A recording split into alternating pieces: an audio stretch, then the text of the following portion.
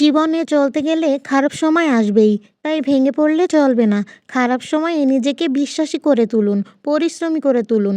দেখবেন জীবনে ভালো সময় চলে এসেছে। পরকীয়া অশ্লীলতার যুগে এক নারীকে ভালোবেসে পাশে থাকার চেয়ে বড় সততা আর কিছু নেই।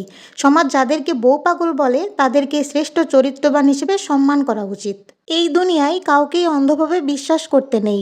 যাকে সবথেকে বেশি বিশ্বাস করবেন, দিন শেষে সেই আপনাকে সবথেকে বেশি বোকা মনে করবে আর ঠকিয়ে দিবে।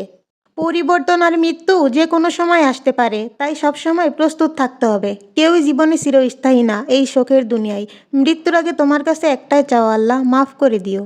মানুষ সবসময় মৃত্যু থেকে বাঁচার চেষ্টা করে, কিন্তু জাহান্নাম থেকে নয়।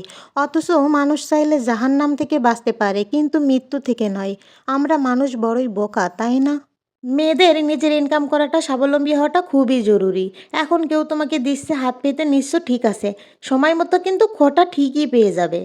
একই নারী কোনো পুরুষের কাছে অত্যাচারিত, অবহেলিত, আবার সেই নারী কোনো পুরুষের কাছে তার মাথার তাজ, তার পুরো দুনিয়া।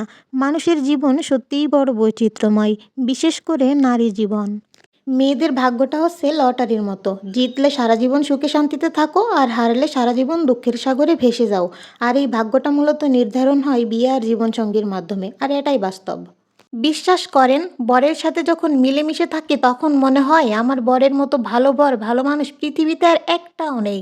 আর যখন ঝগড়া হয় তখন মনে হয় এই বেডার মতো খচ্চর বেডা পৃথিবীতে আর কোথাও নেই।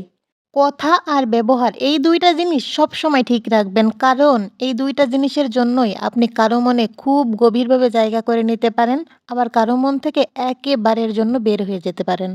পুরুষ যদি ভালোবাসে, যত্নে রাখে, তাহলে নারী তার বাবার বাড়ি, তার জন্মস্থানের কথাও ভুলে যেতে পারে। আর যদি পুরুষ অবহেলা করে, তাহলে প্রথমে বাবার বাড়ির কথাই মনে পড়ে, তাই না?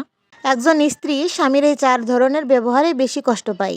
নাম্বার ১, যখন স্ত্রীর চেহারা নিয়ে প্রশ্ন তোলে। নাম্বার ২, যখন রাগ বা তুচ্ছ-তাচ্ছিল্য মনোভাব নিয়ে স্ত্রীর গায়ে হাত তুলে। নাম্বার ৩, যখন কারো সামনে অবহেলা বা তুচ্ছ-তাচ্ছিল্য ভাষায় কথা বলে। নাম্বার ৪, যখন স্ত্রীর বাপের বাড়ির কোনো বিষয় নিয়ে খুব খারাপ ভাষায় কথা বলে। অন্য কাউকে খুশি করতে গিয়ে নিজের স্ত্রীকে কষ্ট দিবেন না, কারণ সে আপনাকে খুশি করার জন্য নিজের সমস্ত খুশি ত্যাগ করে এসেছে। অলসতা সফলতাকে মেরে ফেলে, রাগ বুদ্ধিকে মেরে ফেলে, ভয় স্বপ্নকে মেরে ফেলে, অহংকার উন্নতি মেরে ফেলে, হিংসা শান্তিকে মেরে ফেলে, সন্দেহ বিশ্বাস নষ্ট করে। তাই আমাদের এগুলা থেকে দূরে থাকা উচিত। তুমি মানুষকে যতটুকু দিবে, আল্লাহ তোমাকে তা দ্বিগুণ করে ফেরত দিবে, হোক সেটা ভালো জিনিস কিংবা খারাপ জিনিস। তুমি যেমন, তুমি তেমনই থেকো। মানুষ তোমাকে যেমনটা বানাতে চায় তেমনটা তুমি হতে চেও না, তাহলে নিজের নিজস্ব সত্তাকে আর খুঁজে পাবে না।